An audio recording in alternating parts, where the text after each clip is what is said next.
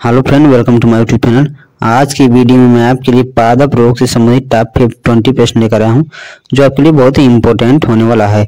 इस चैप्टर से प्रत्येक एग्जाम में प्रश्न पूछे ही जाते हैं, ठीक है। इसमें जितने भी महत्वपूर्ण प्रश्न बन रहे थे उन सभी प्रश्नों को इंक्लूड किया गया, ठीक है। Railway, NTPC, group D, LP, banking, SSC, CHSL, MTS सभी परीक्षाओं के लिए बहुत ही इंपॉर्टेंट होगा ये वीडियो, ठीक है। तो चलिए स्टार्ट करते हैं। इसमें जितने प्रश्न लाए गए सारे इंपॉर्टेंट प्रश्न आपकी परीक्षाओं को ध्यान में रखते हुए लाया गया और सारे प्रश्नों के इंपॉर्टेंट पॉइंट लाए गए हैं जितने महत्वपूर्ण प्रश्न बन रहे थे, ठीक है। तो चलिए स्टार्ट करते हैं सीधे पहले प्रश्न से। यहाँ पर आपका पहला प्रश्न दिया गया है, पादप रोगों का सबसे उत्तरदायी कारक कौन है? बताइए फ्रेंड, पादप रोग जो होते हैं वो सबसे उत्तरदायी कारक क्या है, इसका किसके कारण होता है पादप रोग? तो राइट आंसर है फफूंदी। और फफूंदी को एक तरफ से कवक भी बोला जाता है, ठीक है। ध्यान दीजिएगा, फफूंदी को कवक भी बोला जाता है। तो राइट आंसर हो जाएगा ऑप्शन नंबर ए, ठीक है। पादप रोगों का सबसे उत्तरदायी कारक जो है वो फफूंदी है या कवक है, ठीक है। तो option number A correct answer हो जाएगा। चलिए इसके इंपॉर्टेंट पॉइंट देख लेते हैं, आपको प्रश्न समझ में आ जाएगा। यहाँ पर दिया गया है पादप रोगों के लिए कवक सबसे ज्यादा जिम्मेदार कारक है, ठीक है। सबसे ज्यादा पादप रोग जो होते हैं वो कवक के कारण ही होते हैं। कवक को फफूंदी भी कहा जाता है। कवक जीवित और मृत पौधों के ऊतक दोनों में विकसित हो सकता है, ठीक है। तो आप इन सभी पॉइंटों को याद रखिए, बहुत ही महत्वपूर्ण है। पादप रोग जो होते हैं वो अक्सर कवक के कारण ही होते हैं, ठीक है। इनके जिम्मेदार जो होते हैं कवक होते हैं, ठीक है। चलिए आगे चलते हैं। पादप रोगों के अन्य कारक क्या हैं? तो बैक्टीरिया, वायरस, प्रोटोजोआ, कीड़े, परजीवी पौधे, नेमाटोड, ठीक है। ये सभी अन्य कारक भी हैं, ठीक है। तो ध्यान दीजिए, बहुत ही महत्वपूर्ण प्रश्न है आपकी परीक्षाओं के लिए, ठीक है। अक्सर ऐसे प्रश्न पूछे जाते हैं पेपरों में। चलिए नेक्स्ट, पौधों को रोग प्रतिरोधी कैसे बनाया जाता है? बताइए, ये भी प्रश्न बहुत ही इंपॉर्टेंट है। बताइए, पौधों को रोग प्रतिरोधी कैसे बनाया जाता है? तो राइट आंसर जंगली किस्म से प्रजनन करा के, ठीक है। Option number C correct answer होगा। पौधों को रोग प्रतिरोधी जो है वो जंगली किस्म के पौधों से प्रजनन करा के होता है, ठीक है। तो option number C correct answer. Okay, चलिए, हरित बाली रोग किस फसल से संबंधित है? बताइए, किस फसल से संबंधित है? तो राइट आंसर बाजरा से संबंधित है, ठीक है। Option number C correct answer. Okay friend, चलिए इंपॉर्टेंट पॉइंट देख लेते हैं इसके। यहाँ पर दिया गया हरित बाली रोग बाजरे की फसल से जुड़ा रोग है, ठीक है। इसे डाउनी मिलड्यू रोग या मृदु रोमिल आशिता रोग भी कहा जाता है, ठीक है। मिलड्यू रोग या मृदु रोमिल आशिता रोग कहा जाता है। यह एक कवक रोग है, ठीक है। ये कवक रोग है। इस रोग से बाजरे की फसल को बहुत नुकसान पहुंचता है, ठीक है। चलिए इस रोग के लक्षण क्या है उसको भी देख लेते हैं, आपको इसका जानकारी मिल जाएगी। बाजरे की बालियों के स्थान पर टेढ़ी मेढ़ी हरी पत्तियां निकलने लगती हैं। पौधों की पत्तियां पीली होने लगती हैं। रोग बढ़ने पर पौधों में बालियां नहीं बनती हैं और पौधे बौने रह जाते हैं, ठीक है। तो आप इन सभी पॉइंटों को याद रखिए, एग्जाम की दृष्टि से बहुत ही इंपॉर्टेंट हैं, ठीक है। चलिए नेक्स्ट, टिक्का रोग किस फसल से संबंधित है? बताइए, ये भी प्रश्न बहुत ही इंपॉर्टेंट है, बहुत बार एग्जाम में पूछा जा चुका है। तो राइट आंसर हो जाएगा मूंगफली से संबंधित है, ठीक है। Option number D correct answer. Okay, चलिए नेक्स्ट, धान का प्रसिद्ध खैरा रोग किसके कारण होता है? बताइए, किसके कारण होता है? बताइए फ्रेंड। तो राइट आंसर जस्ता की कमी के कारण, ठीक है। धान के जो प्रसिद्ध रोग खैरा रोग है वो जस्ता की कमी के कारण ही होता है। धान में जस्ता की कमी हो जाने से खैरा रोग हो जाता है, ठीक है। तो option number D correct answer. Okay, चलिए इसके इंपॉर्टेंट पॉइंट देख लेते हैं। धान में लगने वाला खैरा रोग जिंक की कमी के कारण होता है। इस रोग की वजह से धान की पत्तियां पीली पड़ जाती है और बाद में कत्थई रंग के धब्बे बन जाते हैं, ठीक है। इस रोग में क्या होता है फ्रेंड? तो धान की पत्तियां जो होती है वो पीली पड़ जाती हैं, ठीक है। तो आप इस पॉइंट को याद रखिए, बहुत ही महत्वपूर्ण है। चलिए नेक्स्ट, चाय में लाल रस्ट रोग किसके कारण होता है? बताइए, चाय में लाल रस्ट रोग जो है वो किसके कारण होता है? तो राइट आंसर हरित शैवाल के कारण, ठीक है। Option number D correct answer. Okay, चलिए इंपॉर्टेंट पॉइंट देख लेते हैं इसके। चाय में लाल रस्ट रोग शैवाल के सेफेलिरोस वायरेंसेंस नाम के परजीवी से होता है, यह, ठीक है। यह एक हरित शैवाल है, ठीक है। यह चाय की पत्तियों और तनों पर नारंगी भूरे रंग का पाउडर दिखाई देता है, या पाउडर के रूप में दिखाई देता है, ठीक है। तो आप इस पॉइंट को याद रखिए, यह एक हरित शैवाल है, सेफेलिरोस वायरेंसेंस नाम के परजीवी से होता है लाल रस्ट रोग चाय में। ठीक है, यह चाय की वृद्धि और उपज को प्रभावित करती है। ठीक है, तो यहाँ पर ध्यान दीजिए, बहुत ही इंपॉर्टेंट है। चलिए नेक्स्ट, नींबू का कैंकर रोग किससे होता है? नींबू का कैंकर रोग किससे होता है बताइए? तो राइट आंसर हो जाएगा जीवाणु से। ठीक है, option number B correct answer. Okay friend, चलिए इंपॉर्टेंट पॉइंट देख लेते हैं इसके, बहुत ही महत्वपूर्ण है। नींबू के कैंकर रोग की वजह से बैक्टीरिया ज़ैंथोमोनास एक्सोनोपोडिस होता है। यह एक गंभीर जीवाणु रोग है। यह रोग नींबू के अलावा संतरा, अंगूर, मंदारिन, क्यूमक्वाड जैसे नाइट्रस फल देने वाले पौधों को प्रभावित करता है। ठीक है, जितने भी खट्टे फल होते हैं, साइट्रस फल होते हैं, उन सभी को ये रोग प्रभावित करता है। ठीक है, चलिए नेक्स्ट, फसलों पर आक्रमण करने वाले कीट की प्रायः कौन सी अवस्था अधिक हानिकारक या अधिक हानि पहुंचाती है? ठीक है, बताइए कौन सी अवस्था पौधों को अधिक हानि पहुंचाती है? बहुत ही इंपॉर्टेंट है। तो राइट आंसर हो जाएगा इसका कैटरपिलर। ठीक है, option number C correct answer. Okay friend, option number C right answer हो जाएगा। कैटरपिलर जो है अवस्था है, कीट की अवस्था है, वो बहुत ही हानि पहुंचाती है फसलों को या किसी भी छोटे छोटे पौधों को। ठीक है, चलिए नेक्स्ट, मिलीबग रोग किस फसल से संबंधित है? मिलीबग रोग जो है वो किस फसल से संबंधित है बताइए? तो राइट आंसर आम से संबंधित है। ठीक है, option number C correct answer. Okay friend, option number C correct answer हो जाएगा। चलिए,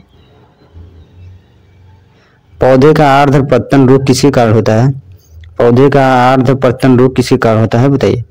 तो राइट आंसर होगा पिथियम डिवेरियनम के कारण होता है। ठीक है, ऑप्शन नंबर करेक्ट आंसर होगा। ठीक है, चलिए इसके इंपोर्टेंट पॉइंट देख लेते हैं, आपको प्रश्न समझ में आ जाएगा। यहाँ पर दिया गया है पौधों का आर्द्र पतन रोग पिथियम डिवेरियनम नामक कवक से होता है। ठीक है, आपको पता चल गया कि ये कवक है। ठीक है, इसे डैम्पिंग आप भी कहते हैं। ठीक है, इस रोग को, आर्द्र पतन रोग को डैम्पिंग आप भी बोला जाता है। ठीक है, तो आप इसको भी याद रखिए, डैम्पिंग आप से भी प्रश्न पूछा जा सकता है। ठीक है, चलिए इसके लक्षण देख लेते हैं क्या क्या है।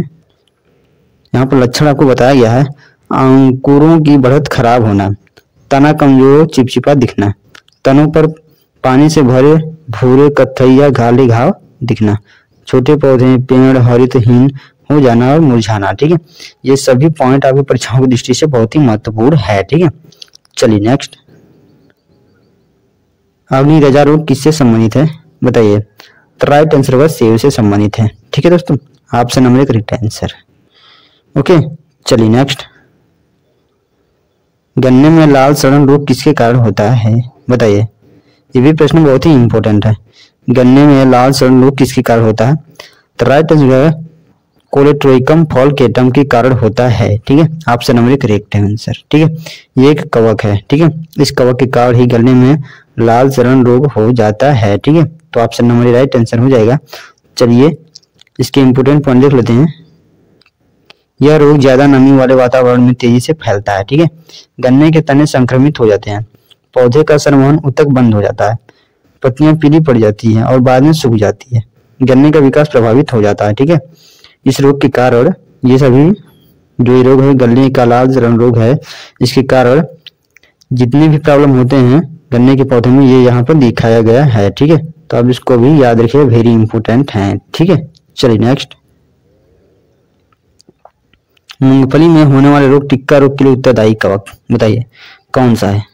मूंगफली में जो टिक्का रोग होता है उसके उत्तरदायी कवक कौन सा है? 13 का राइट आंसर होगा सर्कोस्पोरा पर्सोनेटा। ठीक है, तो यहाँ पर राइट आंसर होगा ऑप्शन नंबर ए, जो उत्तरदायी कवक है वो सर्कोस्पोरा पर्सोनेटा। ठीक है, जिसके कारण ही मूंगफली में टिक्का रोग हो जाता है। ठीक है, तो ऑप्शन नंबर राइट आंसर हो जाएगा। चलिए नेक्स्ट, निम्नलिखित में से किस कवक के कारण बाजरे में ग्रीन ईयर रोग होता है बताइए? बाजरे में ग्रीन ईयर रोग किस कवक के कारण होता है बताइए फटाफट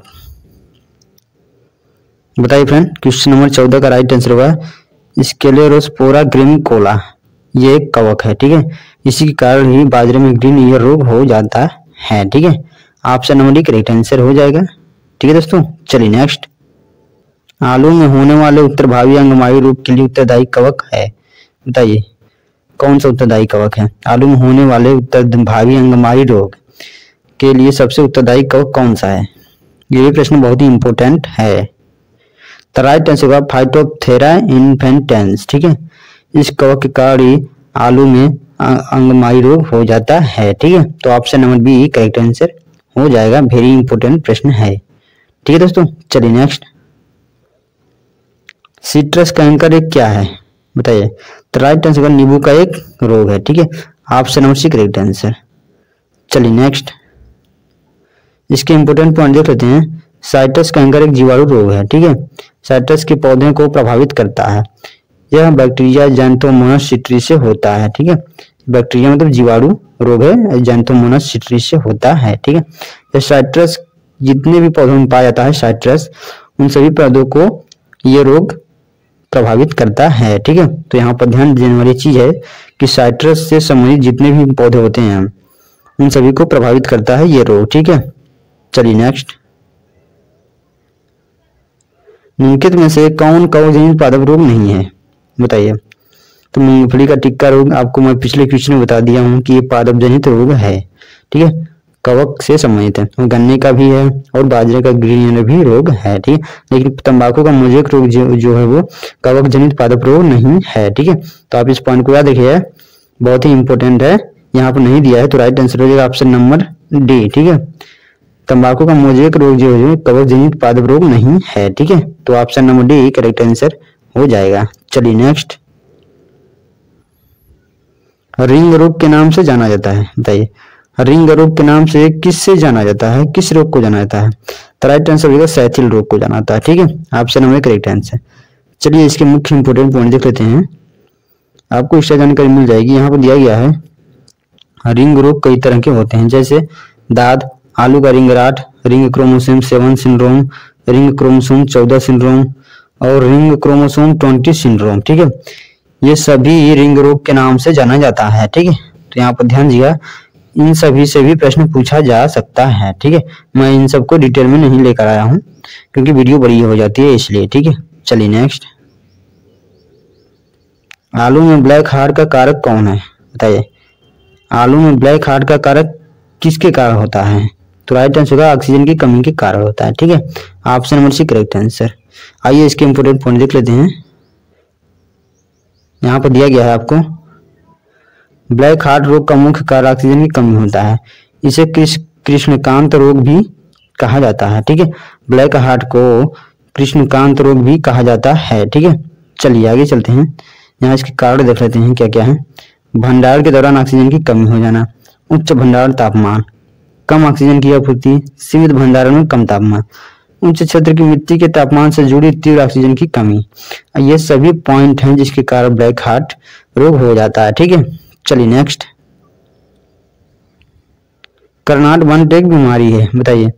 किसकी एक बीमारी है? तो राइट आंसर है गेहूं की एक बीमारी है। ठीक है, option number D correct answer. ठीक है दोस्तों, चलिए इसके इंपोर्टेंट पॉइंट देख लेते हैं। दिया गया है, यह गेहूं, ड्यूरम गेहूं और ट्रिटिकेल को प्रभावित करता है। इसे आंशिक वंट भी कहा जाता है। यह कवक टिलेटिया इंडिका के कारण होता है। ठीक है, यह कवक टिलेटिया इंडिका के कारण होता है और गेहूं में होता है अक्सर। ठीक है, तो आप इन सभी पॉइंटों को याद रखिए, बहुत ही महत्वपूर्ण थे। इसमें 20 प्रश्न दिया गया था।